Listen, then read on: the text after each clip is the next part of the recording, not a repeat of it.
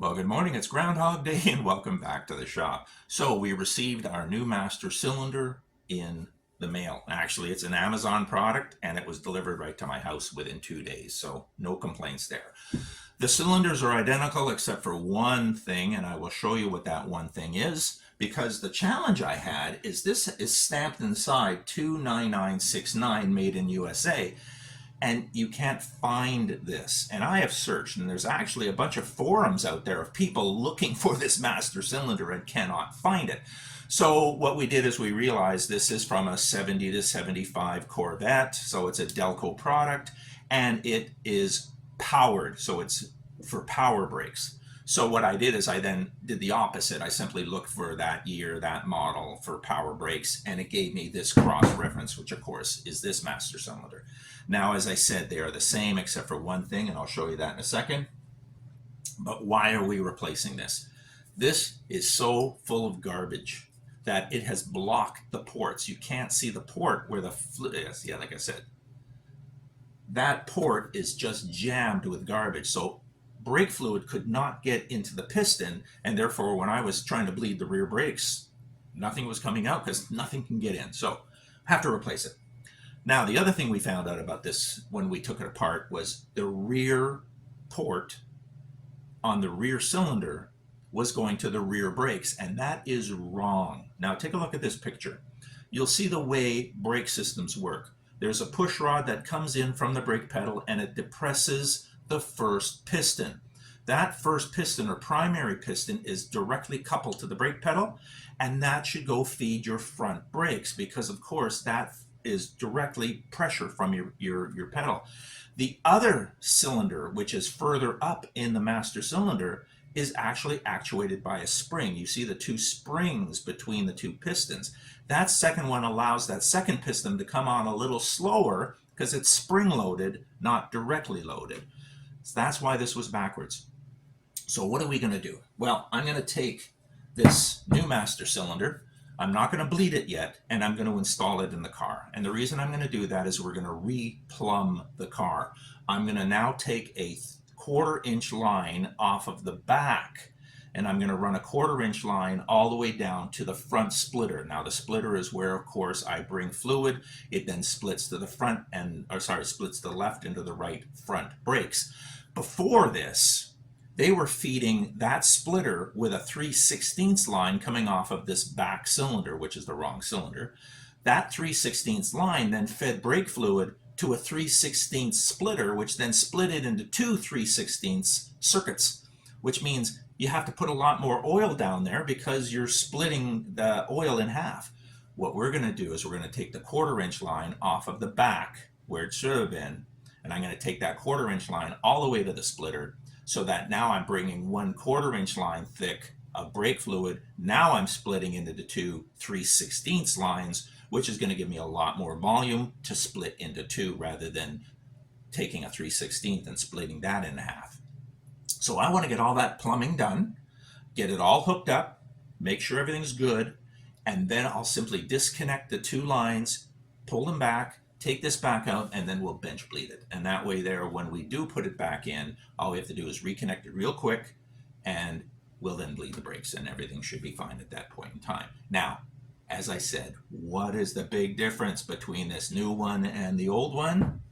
Unfortunately, everything works out as far as the bolt hole patterns, as far as the depth and everything. What fell apart on me is the old one. The way this car is designed is this old one is using a filler. Now that filler is so that the push rod from the brake pedal doesn't have to go all the way down into the master cylinder. It actually is compensated by this. Here's the problem. This does not fit into that. It's a different diameter hole. So the inside hole here is a different diameter than the original. So what do?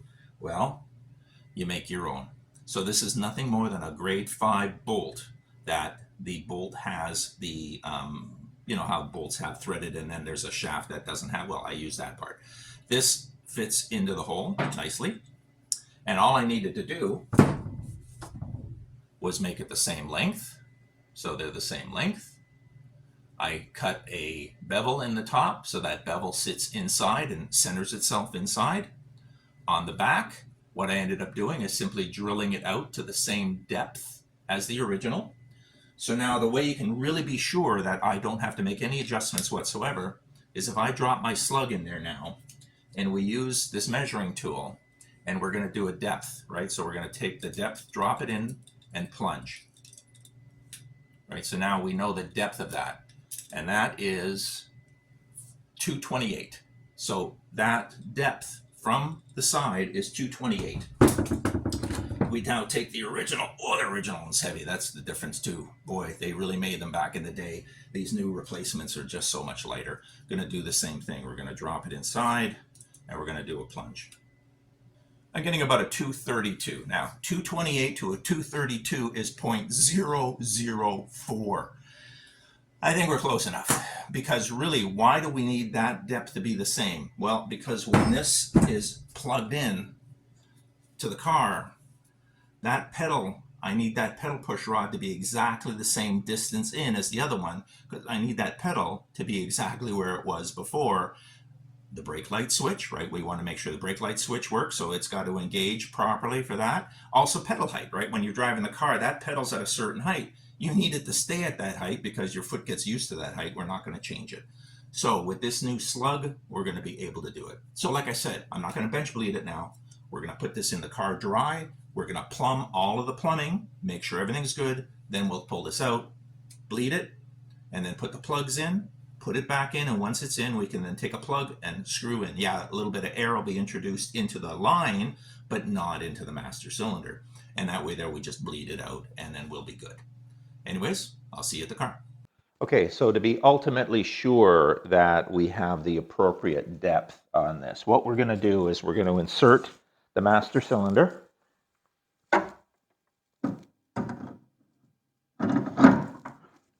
Now I'm only holding it in place with my left hand, but it's fully seated, and I'm now going to touch the brakes. And I can feel that immediately pressing on the brake pedal. You can maybe even see the master cylinder moving. So we have just a little bit of brake touch. I mean, just a little bit of play on the brake pedal before that piston engages the master cylinder. So we are good as far as the depth of the push rod from the master cylinder onto that new plug we've made. So now what we're going to do is simply bolt the master cylinder down. Okay, so before we get started, what I've done is I simply went out and bought a 3/16 inch line, and instead of buying a whole spool, I simply bought, a 30-inch length of it, which is going to be plenty. I'm going to still have to cut the end anyways. I've got to cut the end off, and I have to put on a different fitting, and I need to put on the fitting that goes into the master brake cylinder, which is a larger thread than that. So we're going to be cutting this and flaring it anyways. Now, I'm not going to bore you with all of this, but basically what I'm going to do is I'm going to screw in the brake cable into the proportioning valve, because this is where it's going to end up. Now, we do have to bend it, but the steering shaft comes out here, so we have to take this, bring it around, but I can't bring it straight because the steering shaft, so we're going to have to go down, we're going to have to come over, then we're going to have to go over the master cylinder, the booster, and then we got to route it on the other side of the brake cylinder and then bend it in. Okay, as far as bending a brake line, I mean, you go get a brake bender. Now, there's all sorts of stuff. This is from Napa. It's a very simple one, because basically all you do is you take your line, hook it over the appropriate size holder, and then it bends over, as you can see, and I can just bend it. So that allows me to bend this over the contour. And as I mentioned before, what I'm going to do is take this, I'm going to bend it, we're going to take it out of the proportioning valve, drop it down, because we have to go underneath the steering shaft, or the steering column. I'm then going to bend this part down here this way so I can bring it out over the top of the booster, bend it over towards the master cylinder, bend it in towards the master cylinder, but then eventually I'm going to have to cut this anyways, because we've got the wrong fitting on this side. So I'm going to cut it and flare it anyways, because I'm going to have to shorten it. But at the same time, we're going to put the appropriate fitting on that takes the 3/16 line and puts it into the master cylinder. Okay, so what we've done is we've taken that line I mentioned, and now there's that bit of an angle. So that comes out of the proportioning valve. It comes down the side of the body. It then goes around the back. This hump here goes across the top of the brake booster, and then the line comes this way towards the master cylinder. This has to do a 90 in order to then screw in, but you don't put that last 90 in yet. What you need to do is we need to change this fitting, because this is the fitting that actually screws into the master cylinder, not this 3/16 small one.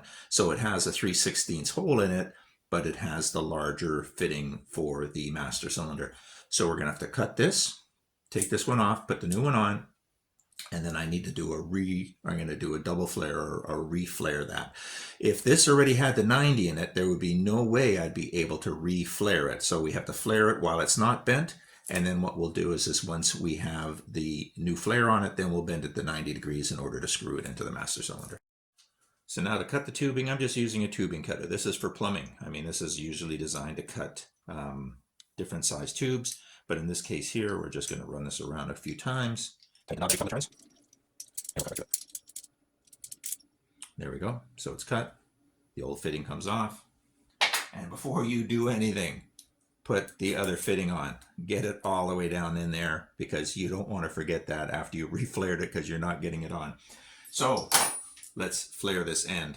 So the way it works in a flaring tool is you open up the tool, you put it in the appropriate fitting size, which in this case here is the 3/16. Okay, so now we're going to cut the flare into the quarter. It's exactly the same as the 3/16. You have a 1/4 inch mushrooming tool. The 1/4 inch mushrooming tool has a collar on the side, and that collar you make level with the top of the fitting. Now, as I said before, this first one goes in. We want to mushroom the fitting in. So again, take our tool, put the cap on,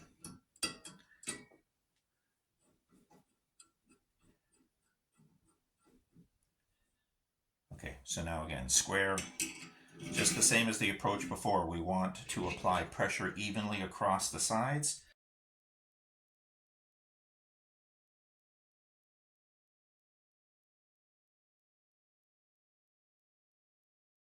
This aside, take this off. Now, you can see that that's a nice mushroom. You see what has happened? The sides have spread out. It has filled the cavity. And now what we're going to do is crunch it down. Now, I don't want to give too much pressure. I mean, I want to turn this obviously into a double flare or a double folded flare, but we don't want to squish it. We want that to be done when we apply the nut onto the fitting itself. So what we're going to do is turn this. And again, there's some resistance, but you can feel the resistance, and you're going to keep turning it until that resistance changes, when you can actually feel it really. Okay, now it's getting really hard. I don't want to squish this. I want this to actually still have a little bit of, I'll use the word spring in it. And that way there, we now have our fitting in. It's been flipped back, so it's a double flare. And now we can just take it out of the fixture. And again, we did this exactly the same reason as we did the other one, in that we had to take this new fitting now, which is the one that goes onto the master cylinder, and this one then delivers 1/4 inch line to the 3/16 at the end here, which of course is the for the splitter. So we've created a new line for that as well. So the good news with the 3/16 line, it's really easy to bend. And so we're now into the proportioning valve here. We've got a 3/16 line, which is appropriate for the rear brakes. It comes across here, goes over the brake booster, and then comes across here and connects into the secondary port of the master cylinder. So the good news is we're going to bring that 1/4 inch line off of that new fitting, off of the two 3/16 lines. It simply comes up along the side here, and it goes up underneath and connects onto the master cylinder. We just got a bit of a few bends at the back, but like I said, nice and easy to get that up here. So I'm not going to bore you with the details. Let's get that second line done. All right, so it's the end of the day. We've rerouted the brake lines. We now have a 1/4 inch line running from the back of the master cylinder, which is the primary, down to the splitter to the front brakes, where it gets split into two 3/16 lines. So of course we have more fluid going there. We now have a 1/16 line or 3/16 line coming off the front of the master cylinder going to the proportioning valve. So we got all brand new brake lines. Now, the last thing, as I mentioned earlier, was we need to now bench bleed the master cylinder. So of course it's locked into the vise, ready to go. But unfortunately, I don't have any adapter fittings. I have the lines already bent here that I use to bleed a master cylinder, where you feed the fluid back into the cylinder as you cycle it. But I don't have the appropriate adapters. I thought I did, but I don't. But I'm going to go out and get some, but I'm not going to be doing this today. And then I got a few things tomorrow. So probably not until Sunday am I going to do the bench bleed. And then once we do the bench bleed, we're going to install it in the car, and then we're going to bleed the entire system. So I think that was enough for today. I'm going to get this done. So we'll do the bench bleed. We'll do the bleeding of the car the next time. And if you enjoyed the video, hit that like button, and I'll see you again.